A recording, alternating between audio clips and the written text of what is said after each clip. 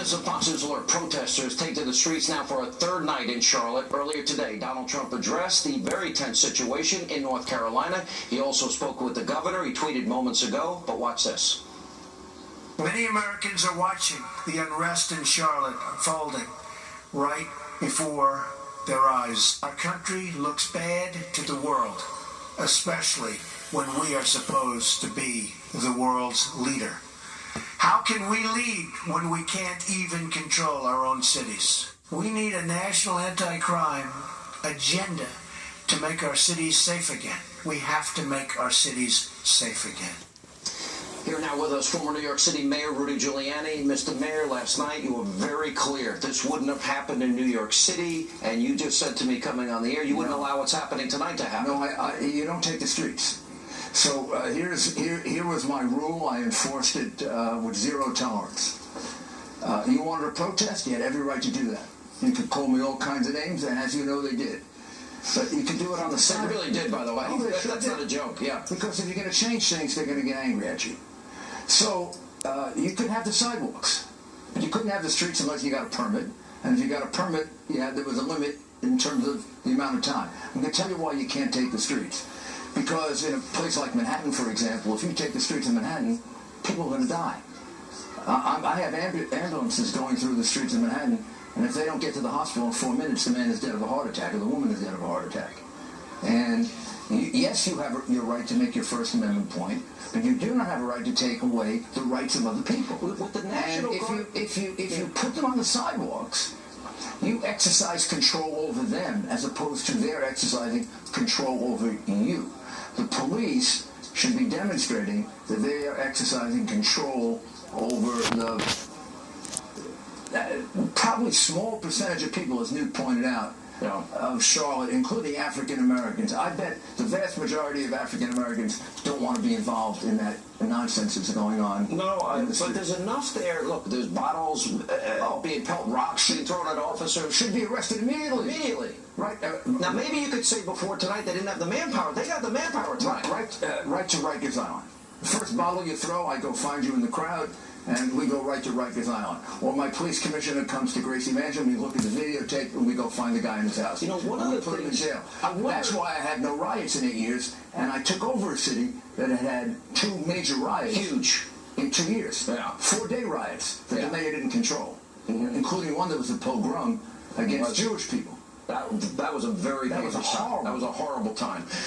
Mr. Mayor, I guess as we watch this and they have the streets, all right, so now you take over. We put you in charge right now.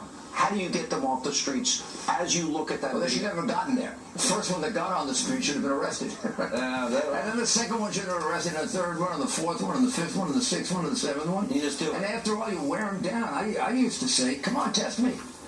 I have 41,000 cops. What do you have? And you have every... I believe in the First Amendment. I believe in the First Amendment right to protest. I don't believe in breaking up a man's store.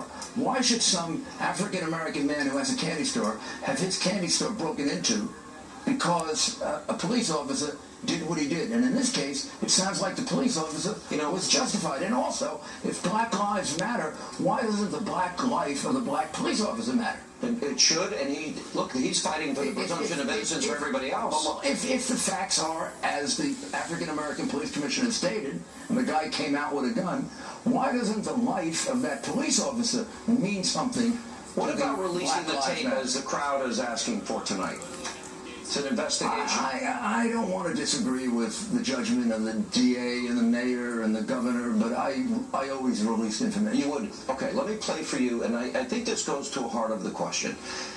The president rushed to judgment in 4 very high-profile cases. His silence has been deafening on 3,660 deaths in Chicago. He's invited Black Lives Matter to the White House. Hillary has supported Black Lives Matter. Pigs in a blanket, fry 'em like bacon. What do we want? Dead cops. What do we want them now? Here's Hillary supporting Black Lives Matter. I think it is essential that we all stand up and say loudly and clearly, yes, Black Lives Matter. Well, of course they do, but also all lives matter. But Sean, does the life of the black police officer matter? Yes. Well, shouldn't there be, in that case, since we have a black police officer who they claim was in jeopardy of losing his life, and a black man who did lose his life, shouldn't we kind of step back and figure out who was right and who was wrong? I mean, this is not a racial situation now.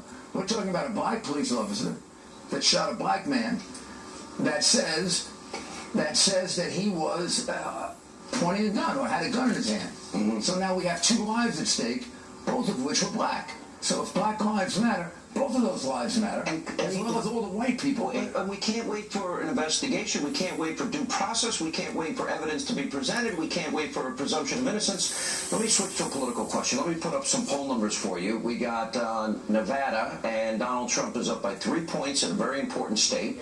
As you can see, 43-40, if we can put it up on the screen. And then we've also got North Carolina. That poll is the latest Fox News poll.